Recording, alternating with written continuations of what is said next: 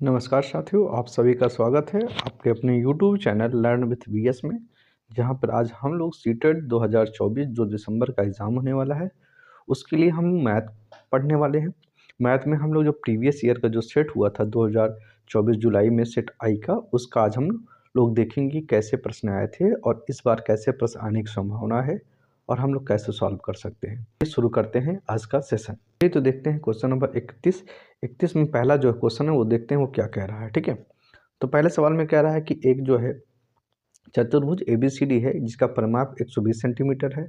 यदि BC 48 centimetre, CD 17 centimetre, AD 40 centimetre, angle A और B 90 degree हैं तो चतुर्भुज ABCD का क्षेत्रफल ज्ञात कीजिए।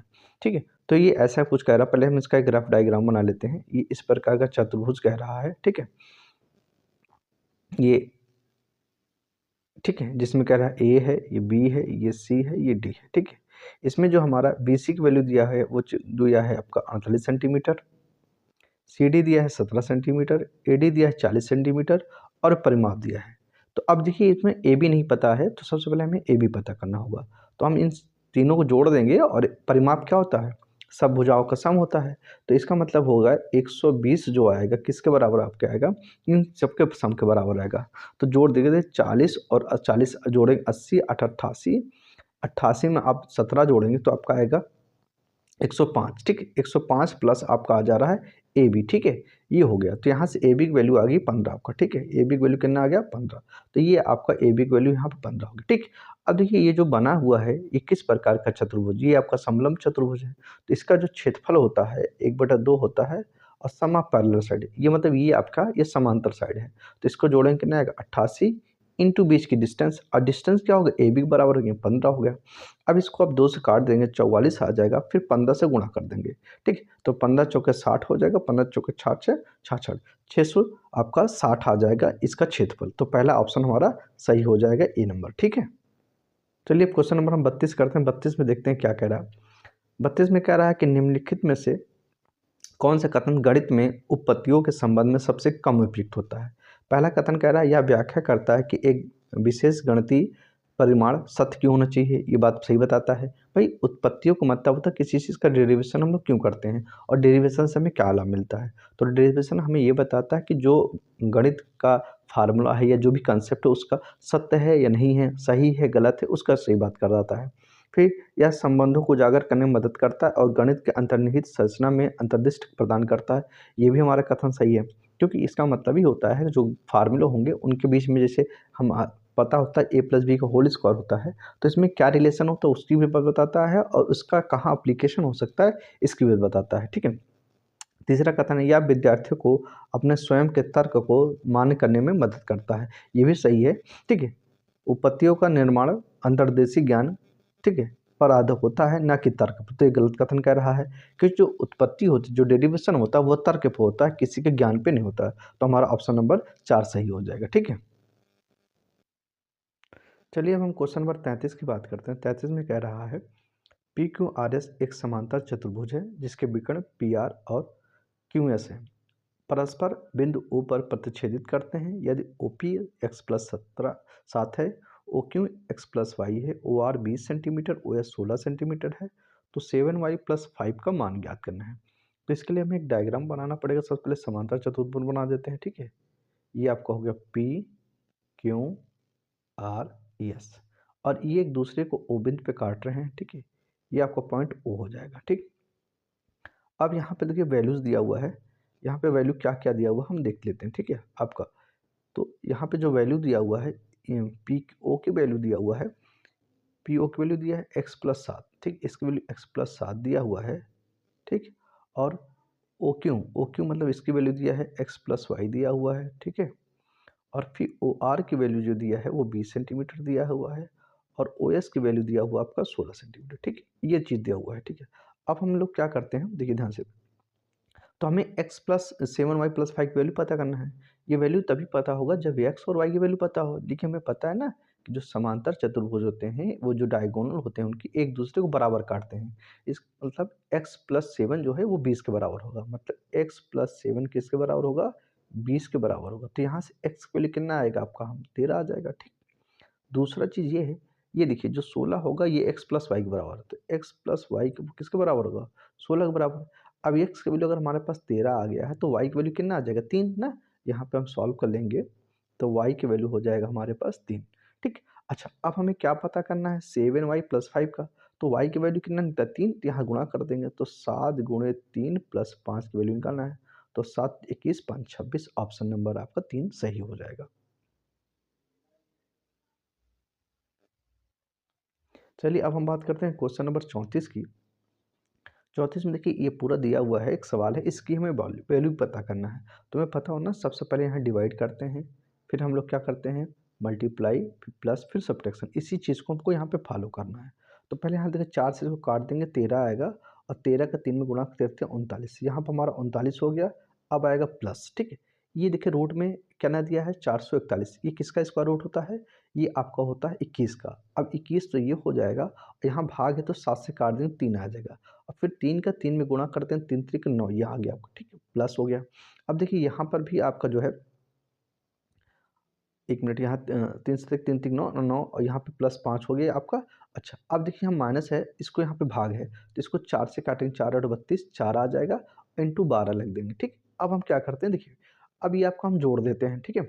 ये आपका 39 और 9 जोड़ देंगे, 9 9 18 हो जाएगा, आपको 48 आ जाएगा। यहाँ से 5 प्लस कर देते हैं, ये बार चुक 48 हो जाएगा, ठीक है।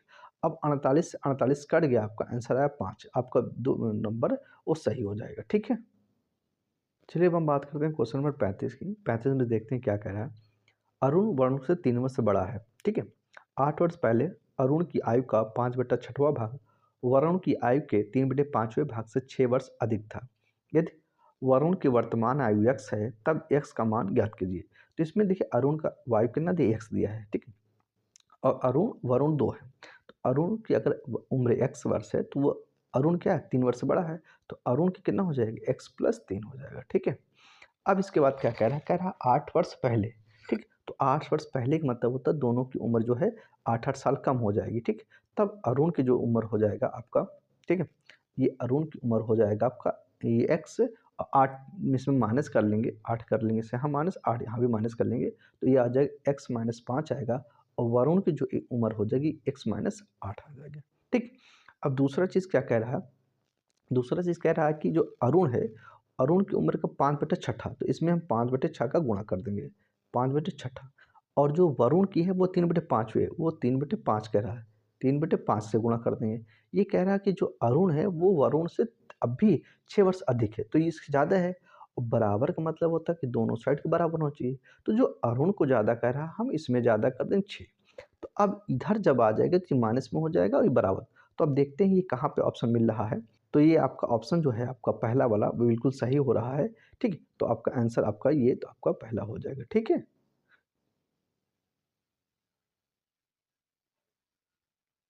चलिए अब क्वेश्चन नंबर 36 की बात करते हैं। 36 में कह रहा है अधिगम का वह क्षेत्र जो कि व्यवहार एवं मूल्यों के साथ संबंधित होता है उसे किस रूप में जाना जाता है, ठीक। देखिए अब इसमें 4 ऑप्शन दिया हुआ है कि व्यवहार और मूल्य दोनों की बात कर रहा है। मूल्य का मतलब हो गया वैल्यू, जिससे हमें नॉलेज मिलता है, इसका हम अप्लीकेशन कर सकते हैं। और व्यवहार का मतलब हो गया उसका थोड़ा सा सेंस से भी। तो इसका मतलब सेंस और ये दोनों की बात कर रहा है, नॉलेज और सेंस की दोनों बात कर रहा है, तो इसका जो क्षेत्र हो जाए वो क्या होता है, भावात्मक क्षेत्र होता है। तो ऑप्शन नंबर 3 आपका सही हो जाएगा। चलिए अब हम लोग बात करते हैं क्वेश्चन नंबर 37 की। क्वेश्चन नंबर 37 में कह रहा है कि एक लंबवृत्तीय बेलन की ऊंचाई और आधार की त्रिज्या 9 सेंटीमीटर और 6 सेंटीमीटर है। यदि आधार की त्रिज्या आधी कर दी जाए और ऊंचाई में 3 सेंटीमीटर की वृद्धि कर दिया जाए तो निम्न कथनों में से कौन सा सही बताएगा, ठीक। तो इसका मतलब हमें यहाँ पे बेलन की त्रिज्या निकालनी, ओ बेलन का आयतन निकालना है। तो हमें पता है ना बेलन का आयतन का जो फार्मूला होता है पाई आर स्क्वायर एच होता है। तो पाई हो गया, आर का मान दिया आपका 6, तो 6 का स्क्वायर कर देंगे यहाँ पे, और ऊंचाई दिया है 9 सेंटीमीटर, तो 9 कर देते हैं, ठीक है। अब क्या कह रहा है, ये तो हमारा V1 हो गया। अब हमें ये कह रहा है कि अब इसकी वैल्यू चेंज हो जा रही है, क्या, अब हमें ये आयतन दूसरा निकालना है जिसमें क्या है आधार की त्रिज्या को आधा कर दिया जा रहा है। पहले त्रिज्या 6 था, तो 6 का था आधा कर देंगे, कितना हो जाएगा 3, इसका मतलब 3 का स्क्वायर कह रहा है, ठीक है। और ऊंचाई में कितना कह रहा है, ऊंचाई में 3 की वृद्धि कह रहा है, तो 9 की जगह कितना हो जाएगा 12 हो जाएगा, ठीक। तो अब हमारा जो है हमें इन दोनों V1 और V2 में रिलेशन निकालना है। तो V2 और V1 में रिलेशन निकालने के लिए हम ये ऐसे लिख सकते हैं। तो देखिए यहाँ से हम पाई हो जाएगा आपका, ये 3 का स्क्वायर 9 हो जाएगा, इंटू बचेगा 12 आपका, नीचे आ जाएगा आपका पाई हो जाएगा, इंटू कितना हो जाएगा, 6 का स्क्वायर 36 कर देते हैं, 9। तो देखिए पाई से पाई कट गया, 9 से 9 कट गया, बढ़ती है 36 है, मतलब ऊपर बचा 1 नीचे बचा 3। तो अगर हम देखेंगे V2 कितना आ जा रहा है, 1/3 V1 की। इसका मतलब ये हो गया जो अब आयतन होगा वो पहले वाले आयतन के 1/3 हो जाएगा। तो ऑप्शन नंबर 4 जो आपका वो बिल्कुल सही है, ठीक है।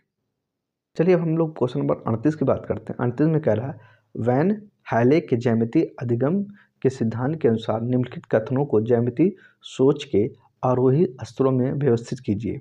तो इसमें कहने मतलब इसको कि ये इनका जो वैन हैले जो इनका जो ज्यामितीय अधिगम था, इन्होंने जो अधिगम मतलब होता जो सिद्धांत था जो उन्होंने बताया था, तो उन्होंने कहा था कि सबसे पहले हमें क्या, अगर कोई आकृति है उसकी पहचान करेंगे, उसके पहचान के बाद क्या करें, उसका वर्गीकरण करेंगे। तो वर्गीकरण के बाद क्या, उसके गुणों की पहचान करेंगे, वो किस प्रकार का है, और फिर उसके बाद जो उनके गुण होते हैं उनके बीच का संबंध ज्ञात करेंगे। तो ये मतलब इसका ऑप्शन होगा DBAC, आपका 2 नंबर सही हो जाएगा, ठीक है।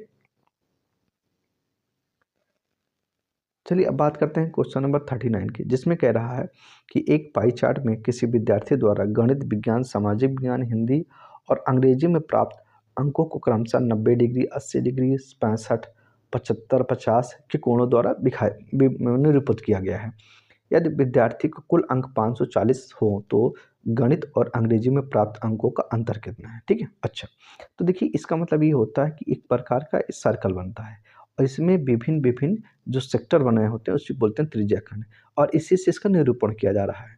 तो इसमें हमें दो चीज़ का पता करना है, गणित और अंग्रेजी के जो नंबर पा रहा है उसमें कितने का है। तो देखिए गणित में कितने नंबर पा रहा है, तो गणित की बात करें गणित में 90 पा रहा है, मैथ में आपका पा रहा है 90, ठीक, 90 डिग्री से कर रहा है। और जो आपको इंग्लिश में है वो कितने में कर रहा है, इंग्लिश को आपको कर रहा है आपका 50 डिग्री से, ठीक है, ये आ रहा है।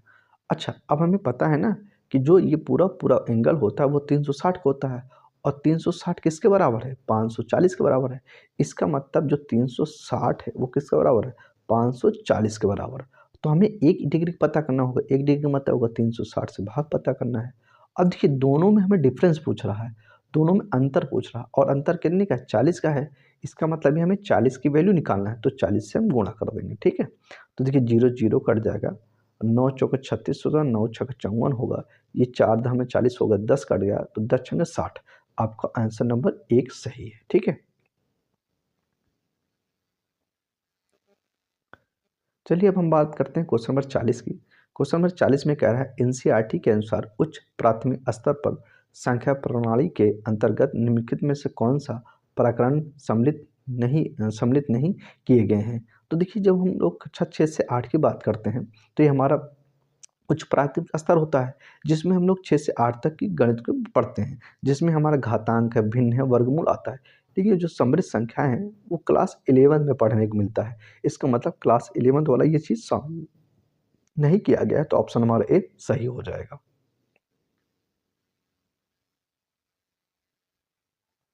चलिए बात करते हैं क्वेश्चन नंबर 41 की। 41 में कह रहा है निम्नलिखित कथनों में से कौन से कथन आकलन के एक साधन के रूप में रूब्रिक के लिए सत्य नहीं है।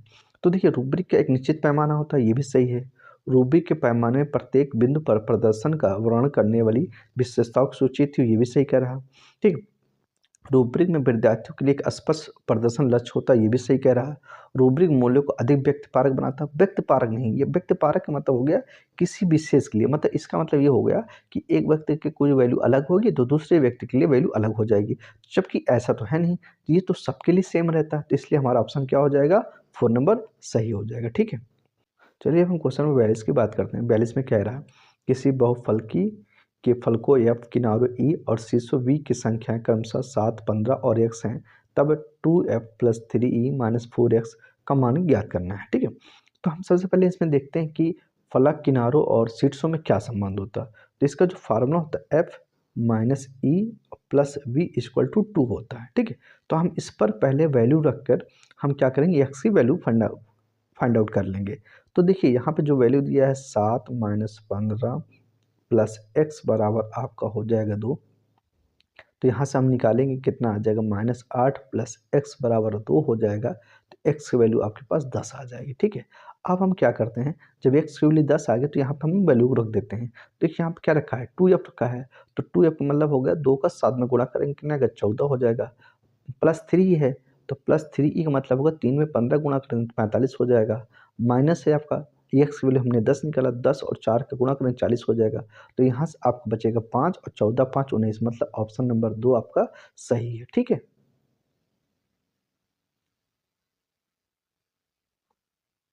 चलिए अब क्वेश्चन नंबर 43 की बात करते हैं।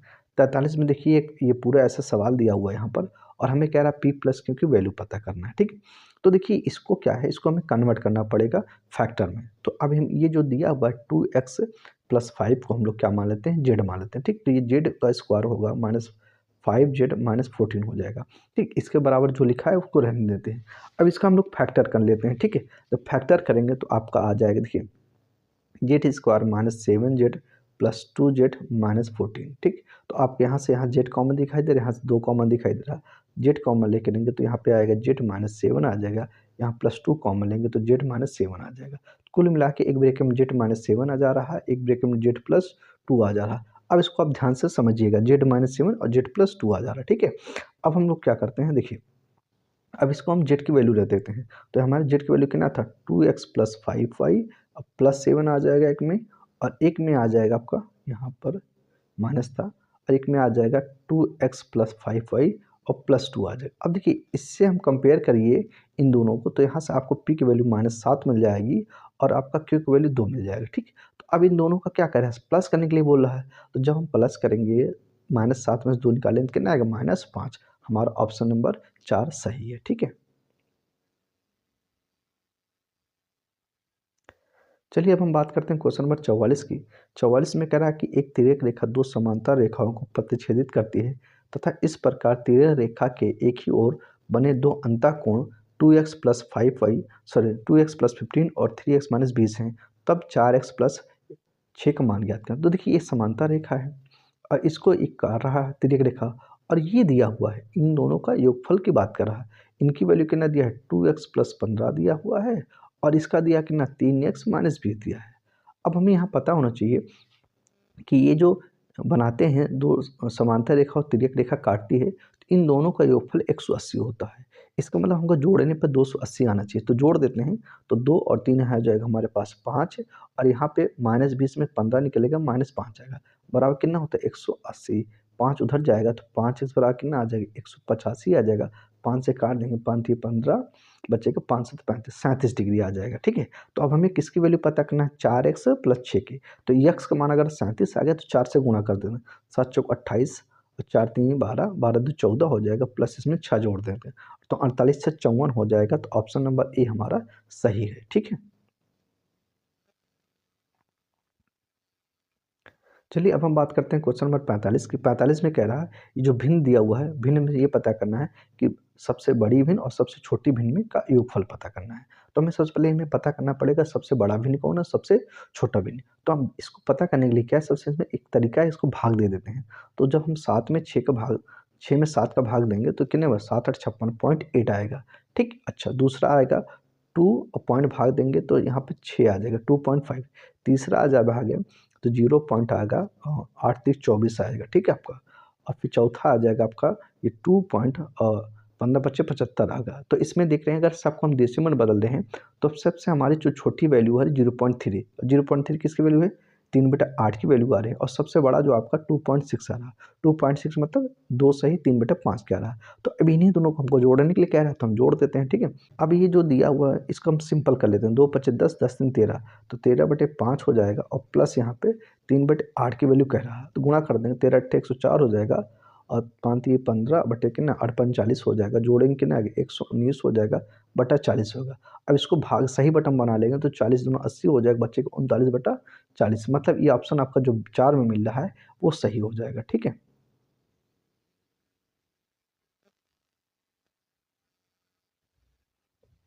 चलिए क्वेश्चन नंबर 46 की बात करते हैं। 46 में कह रहा है निम्नलिखित में से क्या आकलन के अर्थ को नहीं समझाता। अब देखिए आकलन समझना, आकलन का मतलब होता है किसी चीज़ को हमें अनुमान लगाना, उसकी कैलकुलेशन करना। तो आकलन में मूल्यांकन शामिल होता है, बात सही कह रहा है। या विद्यार्थी को निम्न निम्न निम्न मतलब या विद्यार्थियों को, दूसरा कह रहा है या विद्यार्थियों को नामांकित करने में सहायता करता है। भाई नामांकित का मतलब हो जाता है इनरोल करवाना, नाम लिखवाना। तो आप कोई लड़का मान लीजिए पढ़ने में तेज है, कमज़ोर है, या हम किसी चीज़ का आकलन कर रहे हैं, तो ये हमारा नॉमिनेशन कराना तो हेल्प नहीं करता। इसका मतलब ऑप्शन हमारा 2 बिल्कुल सही हो जाता है। ठीक है, चलिए अब हम बात करते हैं क्वेश्चन नंबर 47 के। 47 में कह रहा है निम्नलिखित में से क्या गणित में रचनात्मकता का संकेत नहीं है। अब हमको समझना पड़ेगा कि रचनात्मकता का क्या मतलब होता है। इसका मतलब ये होता है गणित पढ़ने से बच्चों के अंदर खुद से कुछ करने की क्षमता होना। तो अब ऐसे 4 ऑप्शन दिए हैं और उसमें हमें ये पता करना है कि कौन सा ऐसा ऑप्शन है जो इसको नहीं बताता है। ठीक, तो पहला ऑप्शन है विद्यार्थी विभिन्न संदर्भों में अभिसारी चिंतन का प्रयोग करते हैं। दूसरा, विद्यार्थी लचीली सोच में क्षमता करते हैं। भाई अब जब उनके अंदर रचनात्मक क्षमता आ जाएगा तो उनके सोचने और समझने में लचीलापन आ जाएगा, तो ये ठीक है। ऑप्शन बी भी सही है। या विद्यार्थी विविध और वैकल्पिक समस्या की कार्यनीतियों का उपयोग कर सकते हैं, तो ये ऑप्शन नंबर बी भी सही है। विद्यार्थी प्रश्न पत्र, ये भी सही है। तो आपका जो पहला वाला ऑप्शन है वो है क्या गलत है, तो हमारा पहला ऑप्शन हमारा सही हो जाएगा। ठीक है,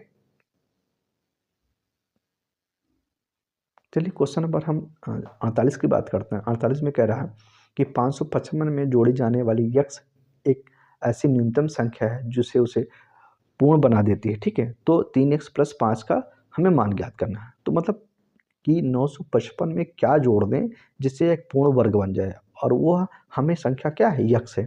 तो हमें पता करना है कि एक्स की वैल्यू कितना होगा कि जिससे हम जोड़ देंगे तो 955 हमारा एक पूर्ण वर्ग बन जाए। तो पूर्ण वर्ग मतलब इसका हमें क्या करना पड़ेगा, ये 955 का हमें ये करना पड़ेगा, वर्गमूल बनाना पड़ेगा। तो हमें पता करना है क्या जोड़ दें कि वर्गमूल बन जाए।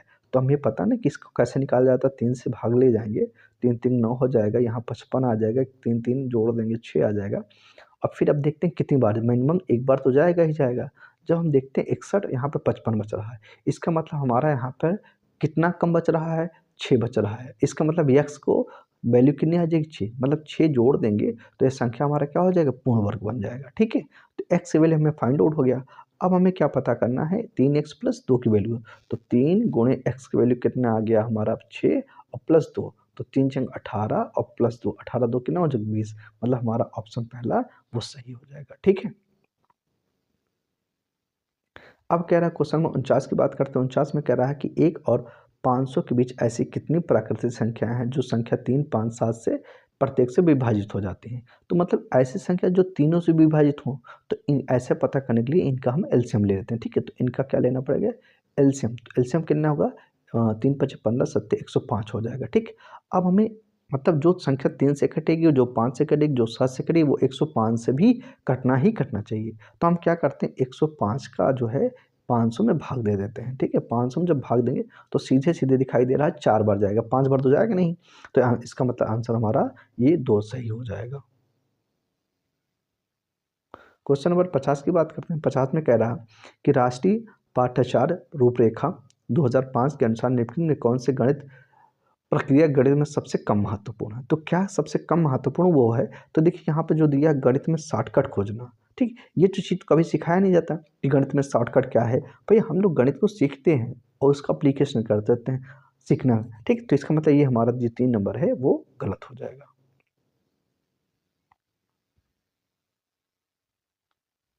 चलिए अब क्वेश्चन नंबर 51 की बात करते हैं। 51 में कह रहा कि किसी त्रिभुज एबीसी की भुजा AB पर M एक बिंदु इस प्रकार है कि AM बराबर BM बराबर CM है। ए और बी जो है मान उनका x और 70 दिया है, तो 3x प्लस 25 की वैल्यू पता करना है।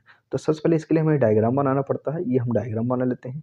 ये A है, ये B है और ये C है, और ए बी पे कोई पॉइंट M इस प्रकार है कि इनकी वैल्यू जो है आपस में बराबर दिया हुआ है। ठीक है, जब इनकी वैल्यू बराबर दिया हुआ है, अब इसमें ए की वैल्यू कितना कह रहा है, एक्स, और बी की वैल्यू कह रहा है 70। ठीक, तो हमें क्या पता करना है, ये 3x प्लस 25। तो सबसे पहले हमें एक्स की वैल्यू पता करना होगा। अब हमें पता कि जो साइड बराबर है तो इसकी वैल्यू भी कितना हो जाएगी एक्स, और ये साइड बराबर है तो इसकी वैल्यू भी कितना हो जाएगा 70। अब हमें पता है तीनों की वैल्यू कितना होता है 180। तो जोड़ेंगे कितना आएगा, ये 2x हो जाएगा, और ये कितना 70 70 140 बराबर कितना 180 आएगा। तो यहाँ से हम सॉल्व कर लेंगे, एक्स वैल्यू कितना आएगा 20। आपका देखिए यहाँ पे 40 घटाएंगे 40 आ जाएगा, 2 से काट देंगे तो एक्स वैल्यू कितना आएगा 20 आ गया। अभी एक्स की वैल्यू 20 आ गया, तो हमें पता करना है 3x प्लस 25, तो इसका मतलब 3 से गुणा करा देंगे, 3 गुणे 20 प्लस 25 की वैल्यू हमें पता करना है। तो 20 3 या 60 प्लस 25 आपका हो जाएगा बराबर 85। तो हमारा 85 कहाँ ऑप्शन मिल रहा है? ऑप्शन नंबर 2 मिल रहा है, तो ऑप्शन नंबर 2 हमारा सही हो जाएगा। ठीक है।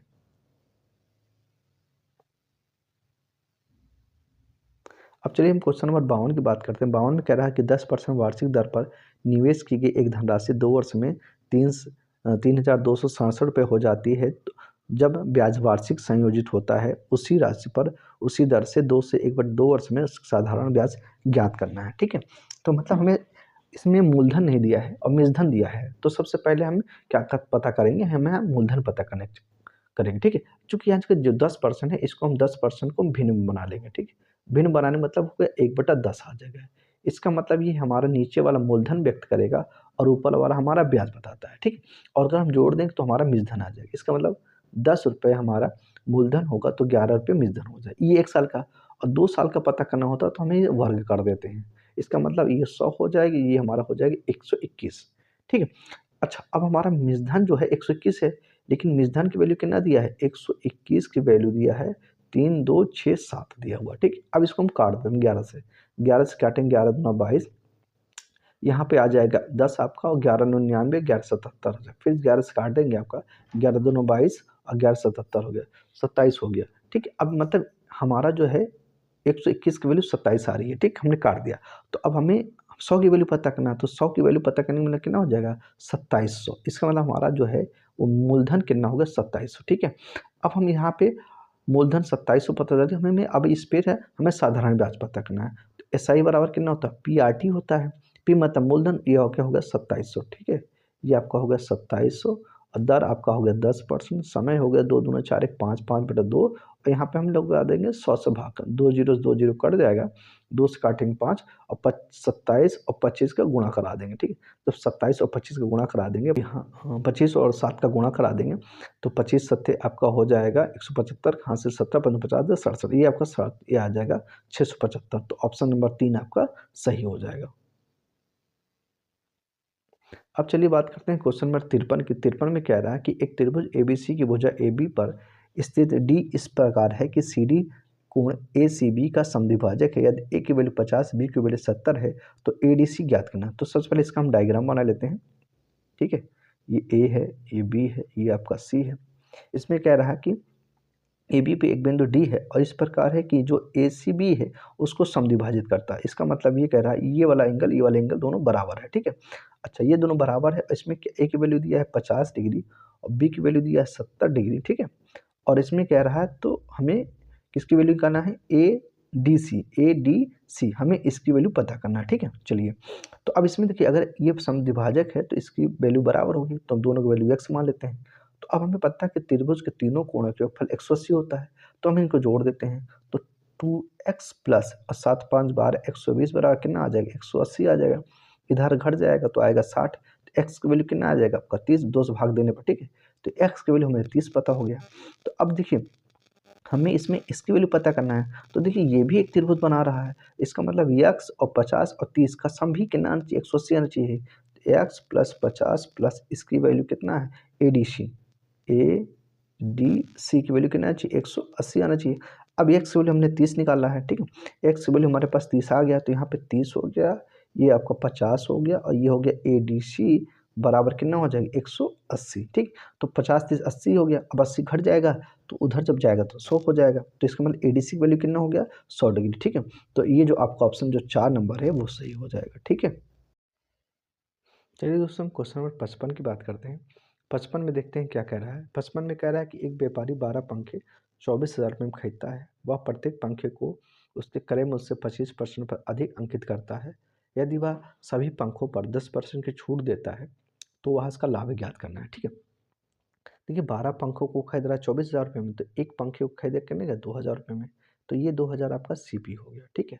अब इसका जो मार्क प्राइस है वो बढ़ा के कर रहा है और 25% बढ़ा के कर रहा है। मतलब इस पर हमें जो मार्क प्राइस हो जाएगा वो क्या हो जाएगा? 2,000 इंटू 125/100 के बराबर हो जाएगा। ठीक। तो 2 जीरो जीरो काट देंगे, इसका गुणा कर देंगे तो आ जाएगा आपका 0 25 दूना 50 और 2 एकम 2, 2500 रुपये आ जाएगा, ठीक है।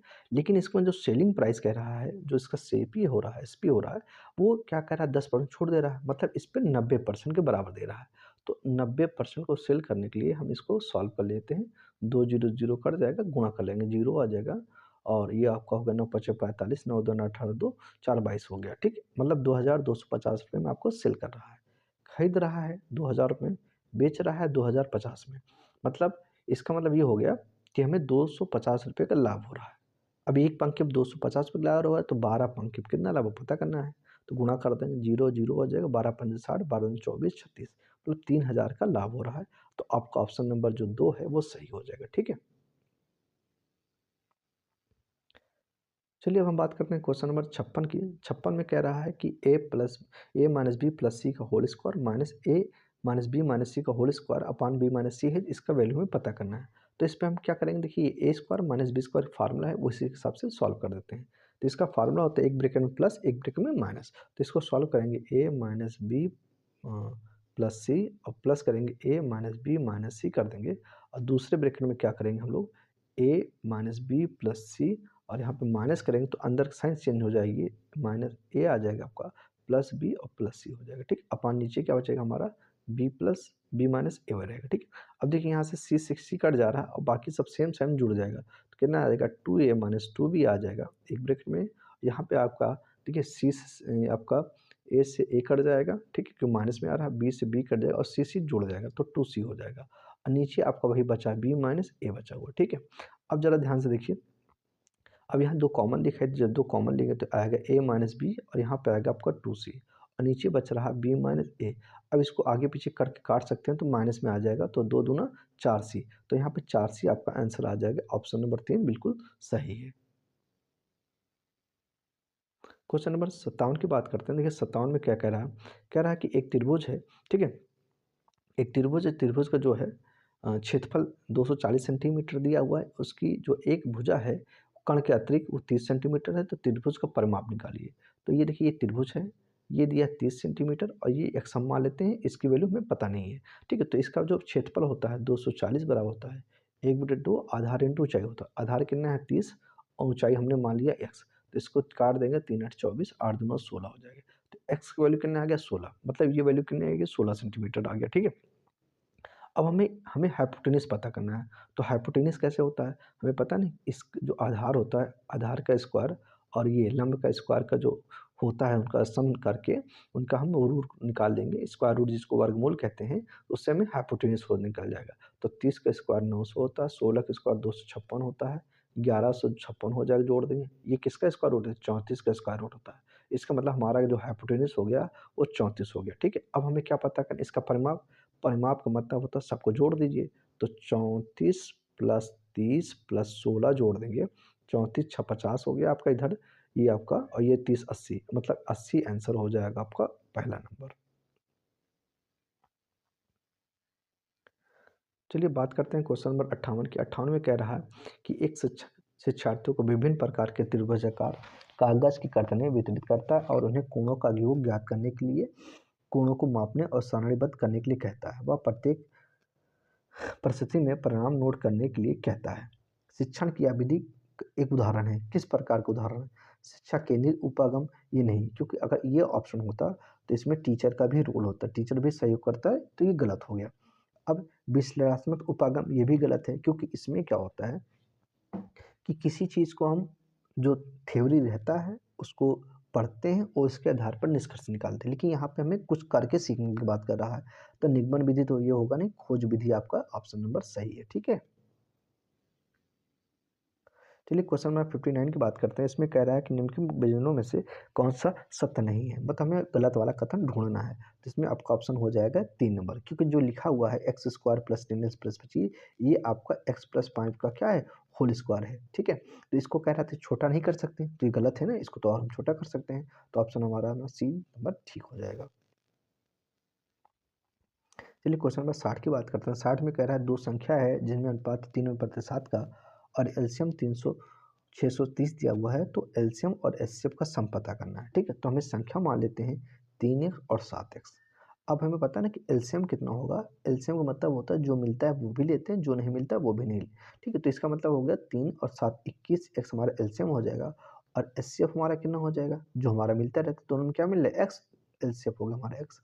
ठीक है, अब देखिए ध्यान से, अब हमें क्या करना है कि अब हमें पूछ रहा है कि एलसीएम की वैल्यू हमें दिया हुआ है 21x, जो वैल्यू दिया है 21x की वैल्यू दिया हुआ है, 21x की वैल्यू दिया है आपका 630। तो यहाँ से 21 काटेंगे 30 से 30 आ जाएगा, तो x का मान कितना आ गया 30। इसका मतलब ये हो गया हमारा कि हमारा जो एस सी एफ है वो 30 हो गया और एलसीएम 600 दिया हुआ है, तो 630 आपका एलसीएम हो गया और एस सी एफ आपका 30 से जोड़ देंगे कितना आएगा 660।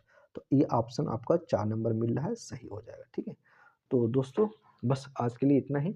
आज हम लोगों ने 2024 में जुलाई में जो मैथ का प्रश्न आया था उसको देखा और समझने की कोशिश किया कि कैसे हम प्रश्नों को सॉल्व कर सकते हैं। हो सकता है कि कुछ प्रश्न इसी में से इस बार भी आ जाए, तो आप इसको एक बार ज़रूर देखिएगा और आपको ये वीडियो हेल्पफुल होगा तो चैनल को सब्सक्राइब करिए, दोस्तों में शेयर करिए, बेल आइकन दबाना मत भूलिएगा। ठीक है, और कमेंट करके ज़रूर बताइएगा कि ये वीडियो आपको कैसा लगा।